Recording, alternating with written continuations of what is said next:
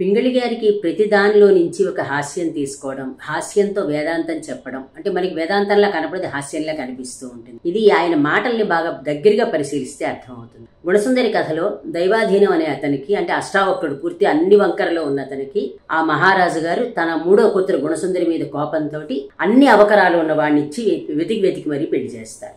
సరే, ఆవిడ ఆయనతో పాటు ఆయన ఇంటికి వెళ్తుంది. అక్కడ ఇంటి వర్ణన చూడండి. అంటే కథంతా అక్కర్లే, మనకి ఎంత కావాలో అంతవరకే చెప్తున్నాను. ఇంటికి వస్తాడు. ఇంటికి రాగానే అయ్యో కప్పు ఎగిరిపోయిందే అంటాడు. అంటే అసలు ఆ ఇంటికి కప్పే ఉండదు. దాంతో పాటు కప్పు ఎగిరిపోయిందంటే దానికి ఏంటంటే ఎంత హాస్యంగా చెప్పాడంటే, ఇక సూర్యచంద్రుడు, నక్షత్రాలు, పందిరి మంచం, పన్నీరు బుడ్లు మనకి, అంటే పైనుంచి సూర్యుడు చంద్రుడు హాయిగా వాళ్లే పందిరి మంచం వేసినట్టు, సూర్యుడు చంద్రుడు నక్షత్రాలు పైనుంచి పన్నీరు అంటే అమృతం నేరుగా కురుస్తూ ఉంటుందని, అంటే పరోక్షంగా ఆరు బయట ఉండే సుఖం గురించి చెప్తాడు. ఇంటికి నిజానికి ఇంటి కప్పు కావాలి. ఇంటి కప్పు లేకపోయినప్పటికీ దానిలోనే ఒక నెగిటివిటీలో ఒక పాజిటివిటీ చూడడం, అంటే హాయిగా మనం పడుకుని పైకి చూస్తే నక్షత్రాలు, సూర్యుడు, చంద్రుడు అన్ని కనిపిస్తాయని చెప్తూనే ఇంకా ఏమంటున్నాడు, చలేస్తే ఎండకు, రెండో చూడండి, ఎండేస్తే వెన్నెలకి.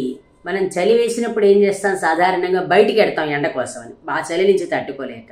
అలాగే బాగా ఎండగా ఉంటే చల్లని ప్రదేశం వెన్నెల దగ్గరికి వెళ్తాం మనం.